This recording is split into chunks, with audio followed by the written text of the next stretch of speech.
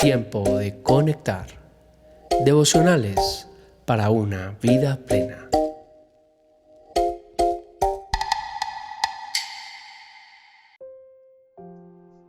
Tiempo de conectar. Generosidad no es lo que haces cuando te sobra. Dar cuando tienes poco. Servir cuando estás cansado. Soltar cuando todo en ti quiere retener. El mundo llama a eso ingenuidad. Sin embargo, la Biblia lo llama el camino al florecimiento. Quiero compartir varios ejemplos de generosidad que ha trascendido a sus fundadores. El movimiento Focolare, fundado por Chiara Lubich en Italia en 1943, en plena Segunda Guerra Mundial, con Trento siendo bombardeada, no se quedó quieta. Se preguntó, ¿qué es lo único que las bombas no pueden destruir? La respuesta que ella encontró fue el amor. Lubich y sus amigas comenzaron a vaciar sus ahorros para alimentar a los más pobres de la ciudad devastada por la guerra. No tenían garantías de que iban a sobrevivir a los bombardeos, sin embargo, daban de todas maneras. Lo extraordinario es que cuando más daban, más llegaba. Un fenómeno que documentaron con asombro, pues cada vez que literalmente vaciaban sus recursos para dar a otros, algo llegaba para cubrirlas a ellas. Lubich llamó esto la economía de comunión, un modelo donde la prosperidad no se acumula, sino que circula. Hoy el movimiento Focolare opera en más de 180 países. Hay una cita de Lubich que se hizo famosa. Cuando haces tuyo el dolor del otro, vas a dar sin esfuerzo. Aquí la generosidad genuina no nace de una decisión intelectual de dar más, sino que nace del momento en que el dolor del otro se vuelve tuyo, cuando ves al otro como a ti mismo.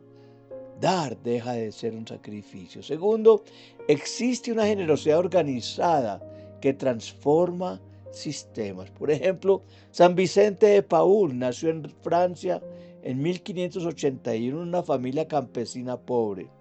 Siendo sacerdote, un día se encontró cara a cara con la miseria rural de su país y algo se rompió en él y no se conformó con dar limosnas, sino que quiso atacar la raíz. Fundó las conferencias de San Vicente de Paúl, grupos de laicos que no solo daban dinero, sino que visitaban personalmente a las familias pobres, construían relaciones, dignificaban a los que la sociedad había descartado. Su principio era revolucionario para su época. Los pobres son nuestros amos y señores.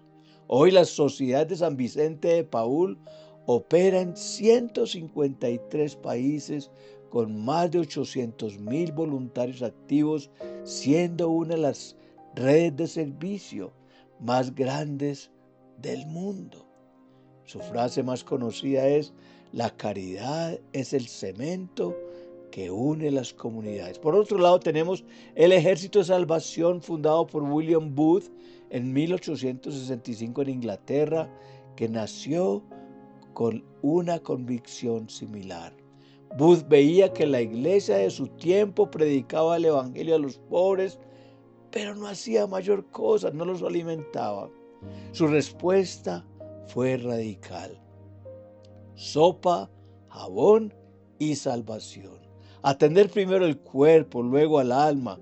Hoy opera en 136 países y es una de las organizaciones de socorro más efectivas del mundo. Tienen el convencimiento que la generosidad que perdura no es espontánea solamente, sino que también es una generosidad organizada. No es suficiente con sentir compasión. Hay que construir sistemas que sostengan esa compasión en el tiempo. Cuando la Madre Teresa de Calcuta recibió el Premio Nobel de la Paz en 1979, en su discurso de aceptación dijo algo que dejó muda a su audiencia. Dijo: si a veces nuestros pobres han muerto de hambre, no es porque Dios no se preocupe por ellos, es porque ni tú ni yo hemos sido la mano de Dios para ellos en ese momento.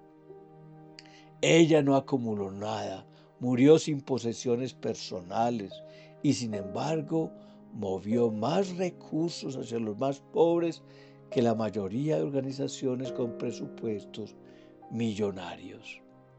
Ron Sider, un teólogo menonita y autor del libro Rich Christians in an Age of Hunger, cristianos ricos en una edad del hambre, desafió a la iglesia con una estadística que todavía nos incomoda. Dice: si los cristianos del mundo dieran apenas el 10% de sus ingresos, se podría eliminar la pobreza extrema global. El problema no es la falta de recursos, es la falta de una generosidad organizada. Y por último, Bob Pierce, fundador de World Vision, Visión Mundial, en 1950, llevaba en su Biblia una oración que escribió él mismo, que dice: que mi corazón se rompa por las cosas que rompen el corazón de Dios.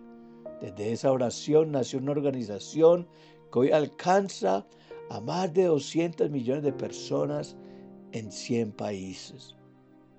La paradoja que une a todos estos ejemplos es la misma que Pablo escribe en 2 Corintios 9:6. El que siembra escasamente, escasamente cosechará. Y el que siembra generosamente, generosamente cosechará.